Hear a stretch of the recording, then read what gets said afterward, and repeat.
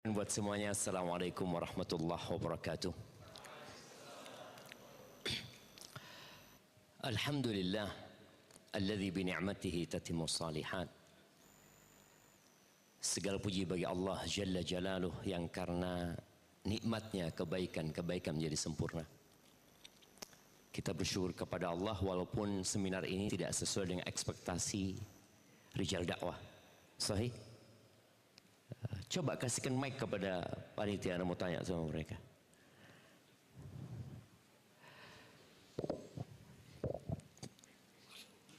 Nah, pegang.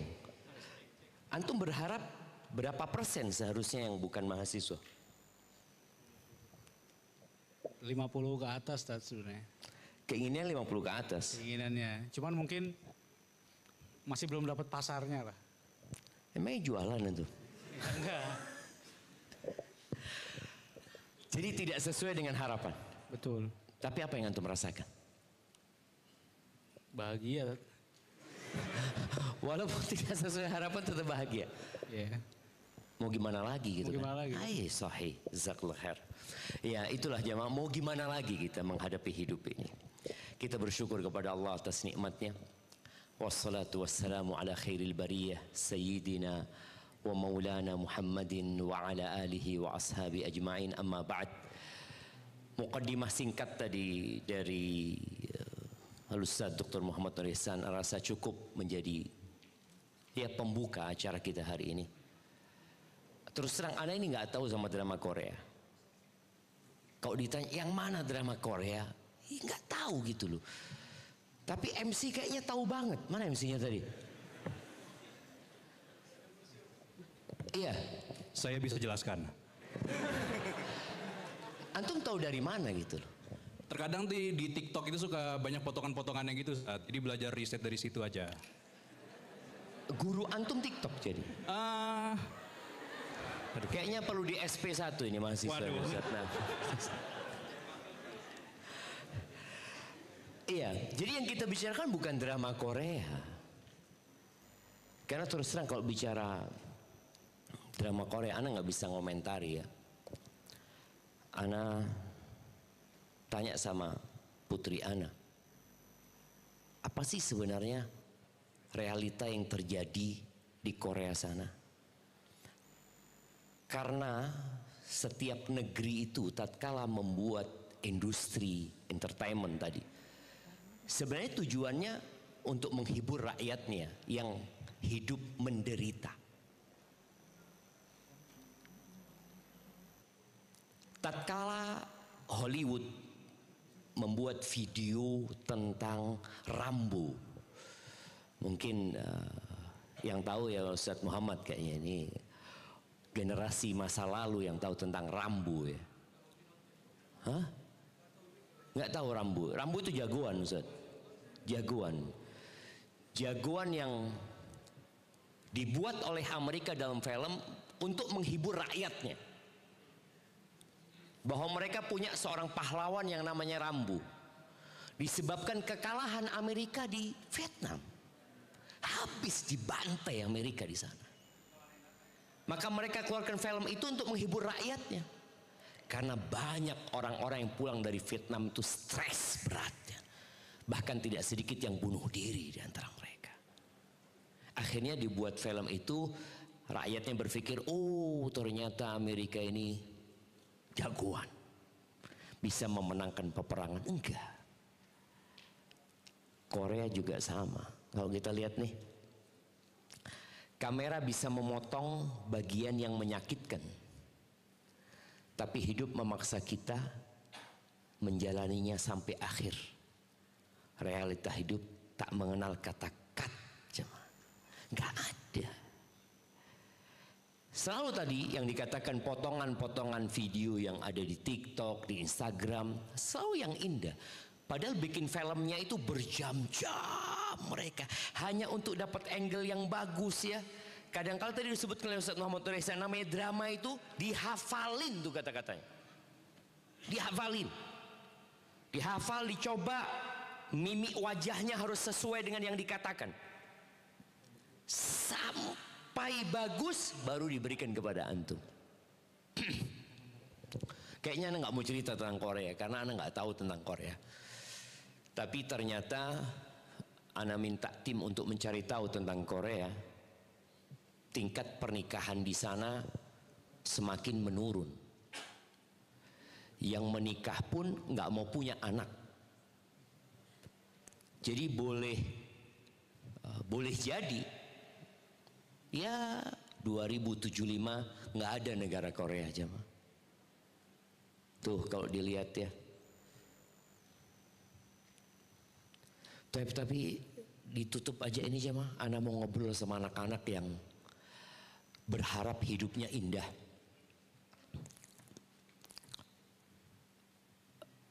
Ribu tahun sebelum penciptaan langit dan bumi, ada sebuah kejadian yang kalau kita ingat dengan kejadian itu, apapun yang terjadi sama antum yang tidak sesuai dengan realita, antum akan tenang hidupnya. Apa kejadian itu jemaah?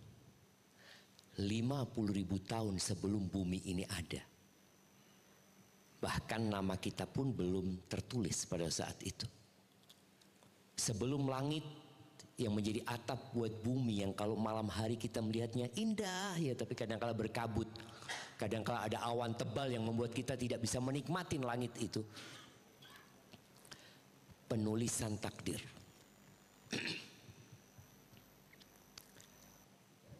Takdir Ana udah ditulis. Hari ini Ana duduk di sini. Takdir Ana ditulis, Ana bertemu dengan Dr. Muhammad Nur Ihsan, dengan Alvin Syahrin. Yang mungkin Alvin ini gak pernah dalam mimpinya datang ke Jember.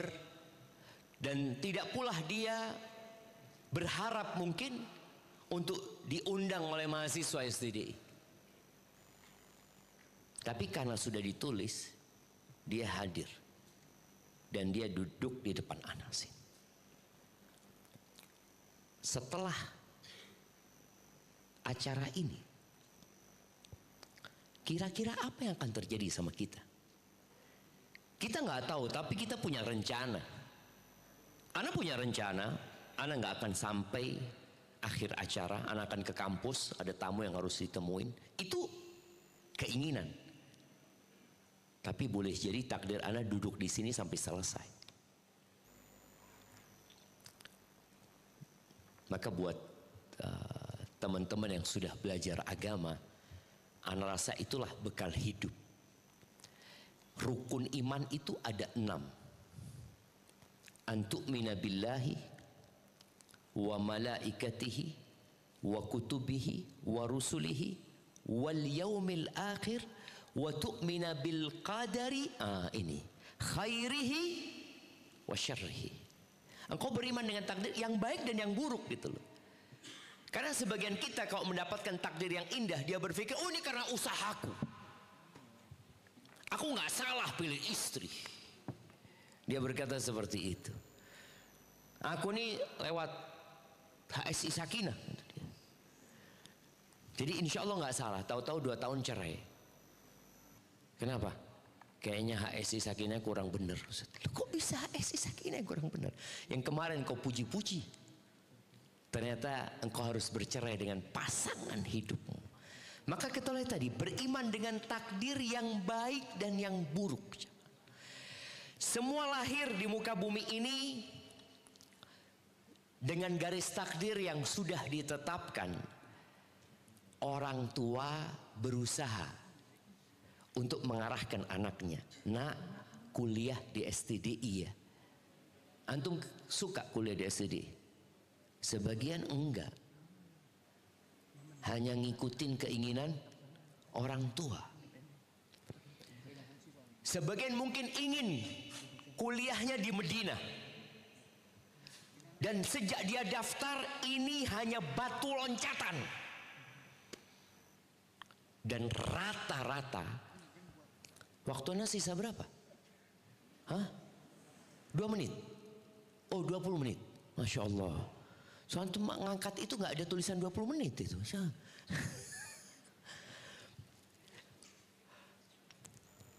Rata-rata mahasiswa itu gak ingin kuliah di STDI.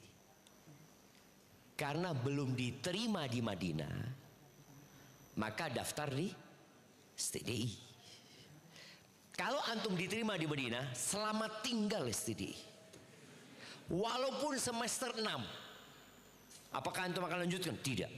Saya akan selesaikan. Nggak ada, selamat tinggal. Nih, beberapa mahasiswa, pengumuman diterimanya itu ya sebulan sebelum semester berakhir. Apakah dia akan ikut ujian? Nggak ada. Anda memang nggak ingin sama STDI gitu. Tapi antum nggak tahu apakah antum diterima di Madinah atau tidak. Makanya sebagian mahasiswa itu sampai lulus nggak keterima di Madinah. Apa yang antum lakukan? Nah, ya takdir sudah satu. Itulah takdir jemaah.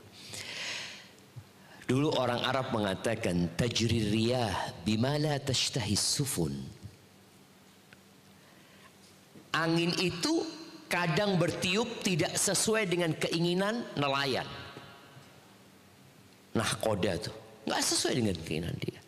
Apakah kemudian dia tidak melaut, dia berhenti untuk mencari ikan? Tidak. Dia akan mengikuti arah angin itu. Bismillah sudah. Anak inginnya ke timur, tapi angin ingin mengarahkan ke barat. Apa yang kau lakukan? Berangkat ke barat kita. Dan boleh jadi di situ ada keindahan yang Allah sediakan, yang antum nggak tahu. Rata-rata mahasiswa tuh ingin nikah umur berapa? Nah, 19. Belum jadi mahasiswa dia.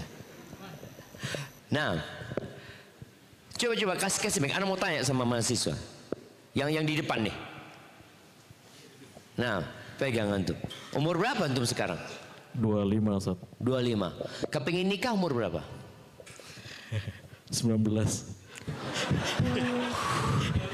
Sudah telat 6 tahun nih antum nih. Nah, kira-kira antum menikah umur berapa? Udah telat nih. Target antum udah nggak tercapai. 36? Gak ada rencana. Udah nggak ada rencana ya? 40 nggak apa-apa juga. Hah? Belum. Mau nikmatin single era dulu, Ustaz. Katanya 19 antum. Ana takut antum menikmatin masa single itu sampai umur 45. Mungkin nggak? Maybe. Tuh, jadi maybe jemaah. Nah jemaah, mungkin. Dan mungkin sampai mati dia tidak menikah. Mungkin nggak? Nggak ada yang tidak mungkin jemaah. Kita itu sudah ditetapkan takdirnya. Ya, tapi tetap Ustaz Muhammad tadi menjelaskan ya. Bahwasanya namanya roja. Yang namanya harapan itu tetap harus ada usaha. Bagaimana antum berusaha semaksimal mungkin. Ketika usaha sudah maksimal dan antum gantungkan kepada Allah, apapun yang terjadi, yakin fa inna ma'al usri yusra. Ya kalau sekarang aku susah, sekarang aku sulit, seorang mukmin itu harus berharap kepada Tuhan yang mengatakan bentar lagi nanti kemudahan, bentar lagi. Dan itu harus ada di diri kita. Fa inna ma'al usri yusra, inna ma'al usri yusra, sayaj'alullahu ba'da usrin yusra. Allah akan jadikan. Hanya saja sebagian kita tatkala di masa sulit dia lupa sama Tuhannya. Dia putus asa. Dia berpandangan yang tidak-tidak. Padahal semua orang mengalami kehidupan yang sama.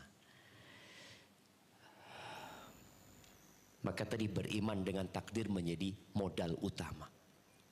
Yang kedua, jangan pernah membandingkan hidupmu dengan orang lain.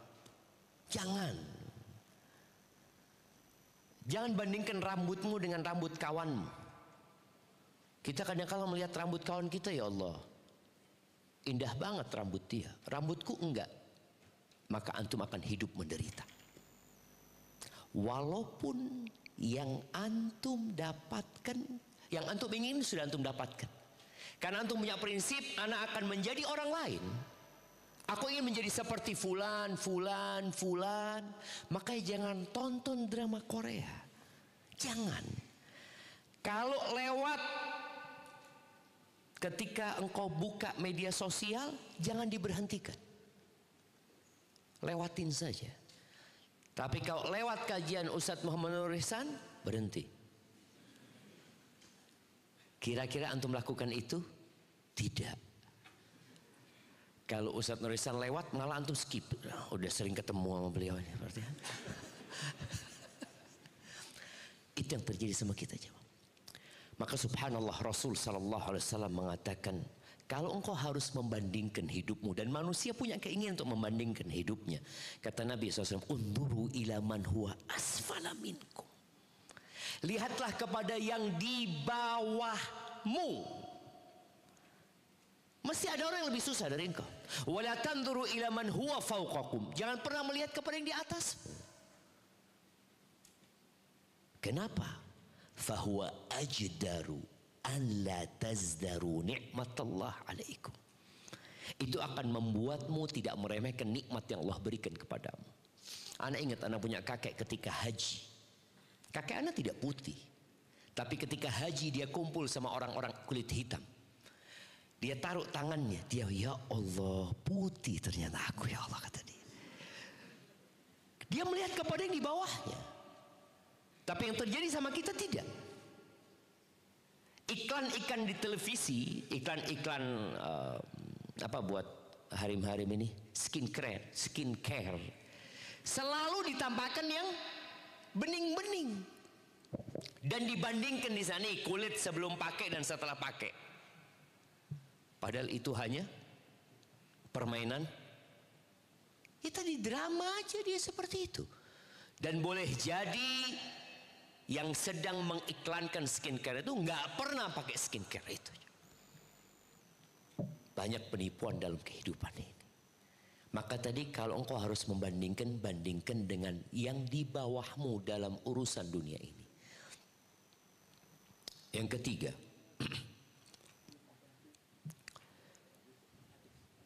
nah, Mike, anak mau tunjuk mahasiswa, ya,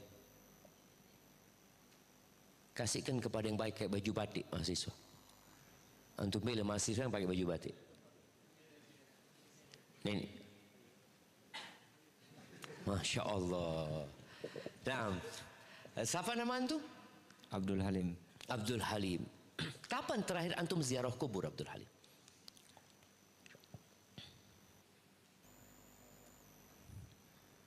Setahun yang lalu. Subhanallah. Kenapa? Soalnya nggak ada yang perlu diziarahi. Bid'ah apa ziarah kubur itu? Kenapa Abdul Halim? jarang pulang ke kampung. Oh, jadi antum ziarah kubur kalau di kampung aja? Di sini banyak kuburan, nggak kelihatan antum? Hah? Nggak kenal sama yang mati di sini gitu kan? Iya. Siap, jazakallah khair. Barakallahu fikum. Ziarah kubur jam. Nabi alaihi salatu wasallam mengatakan, kuntu nahaitukum an ziyaratil kubur ala fazuruha. Ziarah kubur sekarang. Fa innaha tudzakkirul akhirah. Ziarah kubur itu mengingatkan kepada akhirat. Kehidupan sekarang membuat kuburan itu tidak terlihat.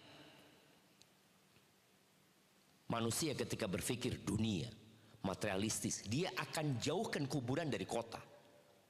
Di Jember ini ada pasar-pasar yang dulunya kuburan. Anak ingat di Gebang situ itu ada kuburan setiap di perempatan jemaah, di depan terminal, di depan pasar. Setiap orang lewat sana melihat kuburan. Bisa dibayangkan ya, pasar, kuburan, terminal. Orang akan ingat dengan akhirat jemaah. Lihat, aku akan ke sana seperti itu. Kulitku yang indah ini akan dimakan oleh belatung. Bola mataku akan keluar nanti. Bibirku juga seperti itu. Orang-orang akan melupakan aku. Kenapa aku sibuk mencari pengakuan dari manusia? Orang-orang yang bikin konten, apa tujuannya? Karena kalian ingin menunjukkan eksistensi dia. Engkau akan dilupakan. Engkau akan hilang dari muka bumi ini. Maka kita diperintahkan secara roh kubur. Engkau akan tenang. Allah Azza wa Jalla mengatakan sebagai penutup ya. Inna ja'alna ma'alal ardi zinatan laha linabluwahum ayyuhum ahsanu amala. Kata Allah, kami menjadikan semua yang ada di muka bumi ini zinatan laha, perhiasan indah, enak dilihat. Apa tujuan semua itu? Linabluwahum ayyuhum ahsanu amala, untuk menguji siapa di antara mereka yang paling baik amalannya. Wa inna laja'iluna ma 'alaiha sa'idan juruza. Kata Allah, kami akan jadikan semuanya itu menjadi tanah kering tandus. Ya, semoga ketika antum membuat rencanakan yang indah. Jangan pernah rencana antum itu setengah-setengah. Mahasiswa gimana lulus cum laude. Kalau ternyata nilainya nggak sampai situ, alhamdulillah. Antum bersyukur kepada Allah dan tambah semangatnya berdoa, semoga Allah mudahkan semuanya. Itu mungkin dapat Anda sampaikan karena Anda berharap saudara kita Alvin Syahrin lebih banyak bersama antum di sini. Apalagi dia umurnya nggak terlalu jauh dari antum. Nah, Alvin nikah umur berapa? Oh, sebentar lagi insya Allah. Jangan lupa undangannya ya. Anak khutbah nikah. Siap ya? Betul zaman. Insya Allah kita semua diundang di pernikahannya Alvin loh. Bismillah. Mungkin ngundang kita. Mungkin ya, insya Allah semua yang hadir di sini undangannya dari Ana dulu. Taib, jazakallah khair. Semoga Alvin bisa lebih membersamai antum untuk bercerita tentang kehidupan ini. Apalagi banyak tulisan-tulisan beliau yang menginspirasi mahasiswa, dan nasihat Ana, jangan lagi tonton drama Korea. Terus apa yang ditonton Ustaz? Kajian Ustaz Muhammad lah. Barakallahu fikum. Naam, tafadhal. Kami ucapkan terima kasih jazakumullah khairan kepada Ustaz Syafiq atas pemaparan materinya. Dan kita lanjut ke acara selanjutnya, yaitu adalah sesi tanya jawab. Kami persilahkan mungkin dari ikhwan dulu yang ingin bertanya, silakan angkat tangan. Yang sebelah sini Mas. Silakan perkenalkan diri, dari mana, umur berapa, sudah menikah apa belum, ekspektasinya seperti apa, nggak ada yang bercanda.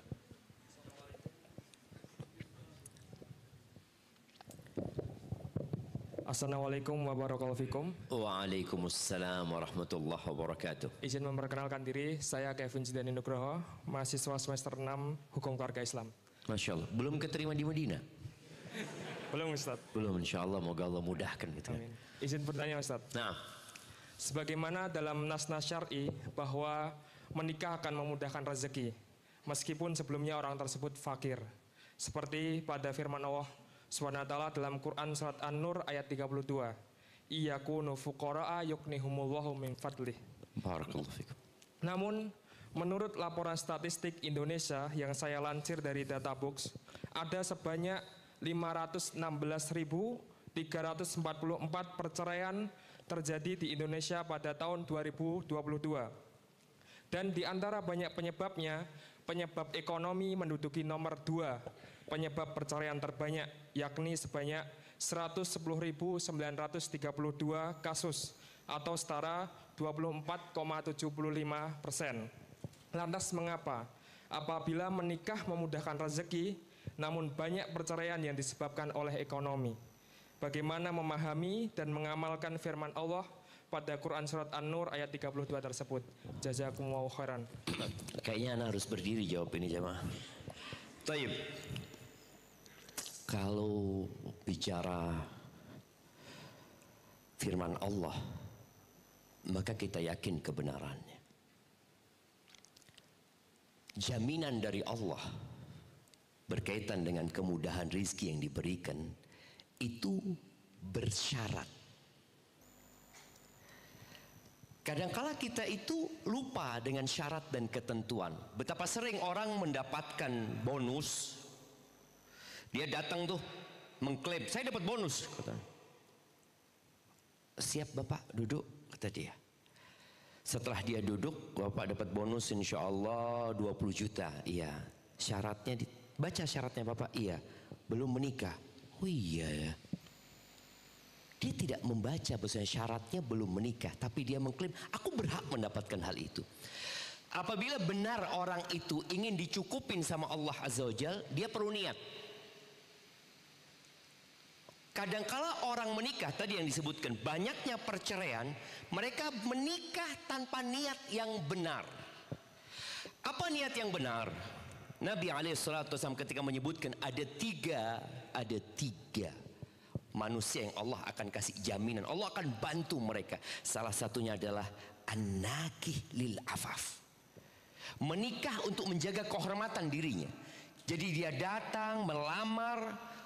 Banyak orang yang menikah setelah berzina dia menikah, setelah pacaran bertahun-tahun dia menikah. Kemudian dia berpikir kalau dia menikah dengan fulana dia akan hidup penuh dengan kebahagiaan. Ternyata enggak.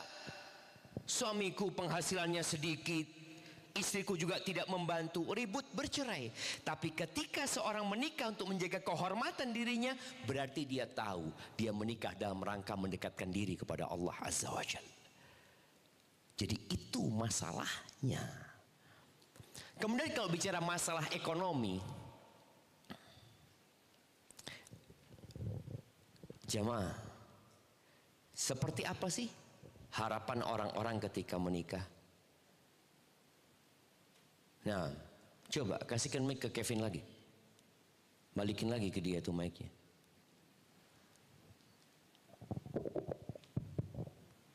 Harapannya berkecukupan dan bahagia. Berkecukupan. Cukup seperti apa sih? Sesuai kadar kifayah orang masing-masing. Gitu. Kalau pas antum butuh mobil, ada mobil gitu ya. Cukup pas mau jalan-jalan ke Korea, cukup duitnya gitu kan. Gitu maksudnya. Ya Ustaz. Gitu, Masya Allah. Pas antum mau beli pesawat, duitnya cukup gitu kan. Ahibati fillah. Ini masalah, kalau bicara masalahnya ekonomi, sebenarnya masalahnya bukan ekonomi. Yakin. Masalahnya itu iman. Rasul sallallahu alaihi wasallam mengatakan, "Laisal ghina an kathratil arad." Kekayaan itu bukan dengan banyaknya harta benda ya. Walakinnal ghina ghinan nafs. Kekayaan yang sebenarnya kekayaan jiwa. Jadi ketika orang ini jiwanya kaya, dia menikah, dia tidak salah memilih pasangan. Dia memilih pasangan yang bisa membantunya dalam urusan akhir. Itu dari awal. Kemudian tatkala ekonomi sulit, istrinya akan mengatakan, "Bang, Allah itu maha kaya. Dan sebelum kita lahir rezeki kita sudah ditetapkan." Gitu. Nabi SAW masalah ekonomi itu terjadi di rumah tangga Nabi SAW. Betapa sering beliau datang ke rumah istrinya mengatakan, "Ada yang bisa dimakan?" Kata istrinya, "Illal ma." Nggak ada. Cuma ada air. Apa kata Nabi SAW? "Idzan ana shaim." Kalau gitu hari ini aku puasa. Apakah istrinya menuntut? Enggak. Apakah Nabi menuntut juga istrinya untuk memberikan sarapan? Enggak. Itu anak soib. Jadi sebenarnya kalau dikatakan masalah ekonomi, tidak. Tapi karena yang memang ditanyakan kepada orang itu ketika gugat cerai ini, masalahnya ya ini tidak mencukupi biaya hidupnya. Karena kalau masalahnya nggak ada qanaah di dalam dirinya. Nabi SAW mengatakan, "Qad aflaha man aslama." Telah beruntung orang yang Islam. Waruziqa kafafan, dan dikasih kecukupan, rizkinya nggak lebih ya, cukup rizkinya itu untuk hidup dia. Wa qanna'ahu Allah bima ata, dan Allah bikin dia qanaah dengan apa yang Allah berikan. Tapi kebanyakan kalau kita lihat ya, yang cerai-cerai ngelihat temennya sudah punya mobil, temennya udah punya rumah, ini suaminya tetap kayak gini, akhirnya mereka bercerai. Berapa banyak saudara-saudara kita yang kerja di Korea Selatan, kerja sebagai tenaga kerja asing yang ada di sana, yang mungkin kerjaannya sebenarnya tidak terlalu mengenakan demi masalah ekonomi, demi penampilan kadangkala. Wallahu a'lam bishawab, kayaknya seperti itu. Nah, Baik, kami ucapkan jazakumullah khairan kepada Ustadz atas jawabannya. Semoga bisa menambah pemahaman baru bagi Mas Kevin atau para peserta yang lainnya. Baik, kita lanjut ke pertanyaan selanjutnya. Kita pindah ke Ahwat dulu, yang mungkin bagi Ahwat yang ingin bertanya silahkan angkat tangan, lalu nanti akan dipilih oleh panitia. Silakan yang ingin bertanya pada sesi pertama kita pada pagi hari ini bersama guru kita Ustaz Dr. Syafiq Riza Hasan Basalamah hafizahullah taala.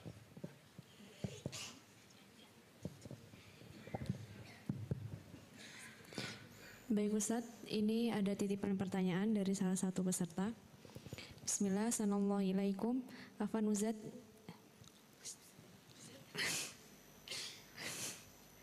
Ustaz izin bertanya, bagaimana cara praktis untuk tetap sabar dan bersyukur ketika melihat orang lain sepertinya lebih sukses menurut standar dunia? Dan apakah ada tips dari Rasulullah Shallallahu Alaihi Wasallam untuk menerima kenyataan pahit tanpa kehilangan semangat beribadah? Jazakumullahu khairan. Subhanallah jamaah. Iya. Kalau bicara bagaimana kita tetap bersyukur dan bersabar, tadi sebenarnya udah disampaikan ya. Di antaranya adalah beriman dengan takdir Allah Azza wa Jal. Yang kedua berkaitan dengan memandang kepada yang di bawah kita. Lalu berziarah kubur. Itu menjadi bahan bakar kuat agar kita bisa melanjutkan kehidupan ini dengan prinsip tadi, bersabar dan bersyukur. Tapi kalau kita tidak mengikuti tips yang diberikan Nabi SAW, maka kita akan menderita. Orang kaya itu tetap akan menderita kalau ternyata dia tidak memandang kepada yang di bawahnya.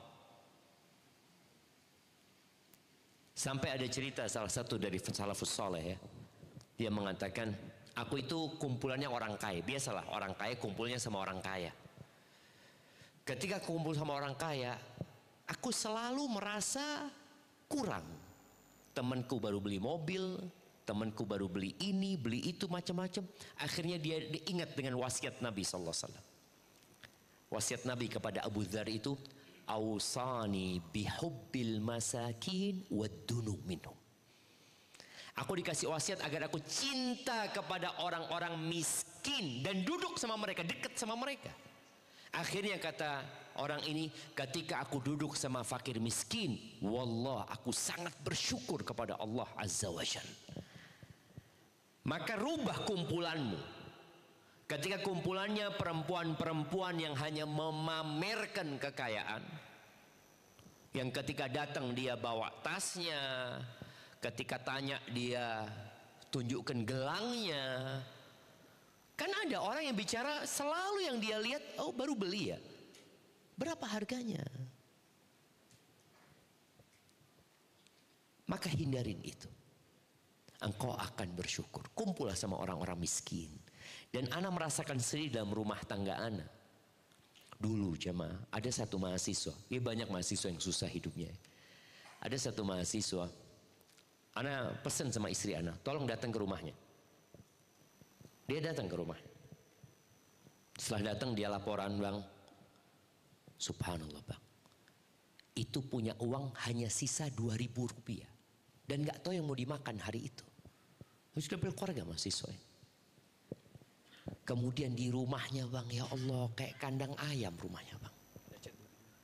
Ketika orang seperti ini, maksudnya dia datang ke tempat orang-orang susah, engkau akan bersyukur kepada Allah. Kemudian jangan masuk pasar kecuali ada perlu. Pasar itu tempat yang paling dibenci sama Allah Azza wa Jalla. Ketika ada perlunya silahkan. Dulu generasi Ustadz Muhammad, Ana ya, kita ke pasar, ada orang-orang ke pasar itu tujuannya bukan belanja. Tapi apa? Cuci mata. Dulu gitu istilahnya. Ngapain? Jalan-jalan mah.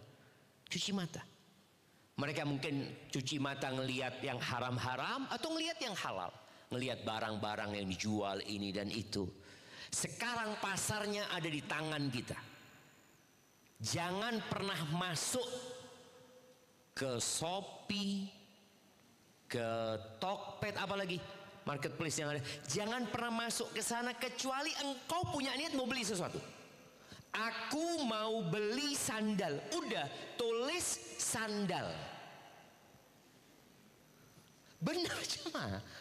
Kalau enggak kita diteriak-teriakin video ini ada yang live ini kayaknya murah ini bagus kayaknya. Jangan. Insya Allah dengan cara seperti itu akan bersyukur. Anak punya anak karena dia suka ikan. Kadang-kadang dia ngomong sama bapak, bah pinjem bah. Dia kelas 3 SD. Mau ngapain? Mau lihat-lihat aja. Terus ya mungkin masukin keranjang nanti bah kata dia. Awalnya mau lihat-lihat, dia suka ikan, akhirnya dia mau beli ikan. Enggak, jangan Yusuf. Yang ada ini dilihat. Ikan yang di akuarium itu, ini yang dilihat. Jadi subhanallah, ketika orang itu melihat kepada yang tidak dia miliki, maka dia akan kehilangan yang dia miliki. Ana ulangin. Ketika seorang melihat kepada sesuatu yang tidak dia miliki, maka dia akan kehilangan apa yang dia miliki. Dia sudah punya motor, tapi tatkala dia melihat kepada motor orang lain, hilang motor dia ini, nggak ada. Pakaian sama, handphone pun sama, hilang, nggak ada harganya handphone ini. Maka tolong yang ada jadikan sebagai bahan kebahagiaan, tanpa memandang kepada yang lainnya. Jadi seperti itu. Pertanyaan kedua apa?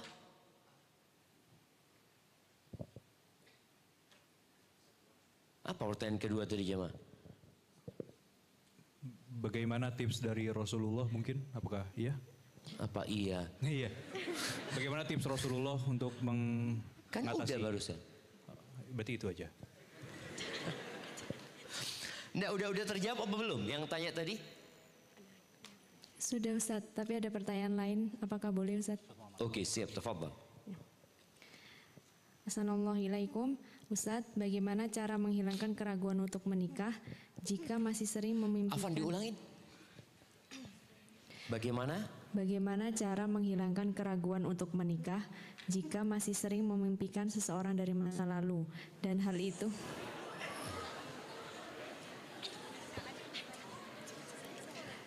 itu membuat saya takut untuk melangkah, dan bagaimana sebaiknya menyikapi hal seperti ini? Jadi dia punya kenangan indah, gitu. Betul. Coba dia menyembunyikan, dia masih punya rasa sama. Mohon diulangin. Nah, tafadhali. Iya Ustaz. Apanya yang iya? Iya, dia ini ragu mau melangkah untuk menikah. Disebabkan? Karena masih memikirkan orang lama. Memikirkan orang lama? Ya. Udah nikah belum orang lamanya? Belum? Belum sepertinya. Nah, ahibati fillah, kembali kepada yang kita bicarakan tadi, beriman dengan takdir Allah Azza wa Jalla. Ketika engkau memang masih ingin dengan laki-laki tersebut, boleh jadi perempuan ini pernah suka dengan seorang laki-laki. Makanya juga ini heran, terlalu dekat ini ikhwan sama akhwat ini. Sof yang paling dibenci sama Allah buat laki-laki yang mana? Yang paling akhir itu ada roja di situ.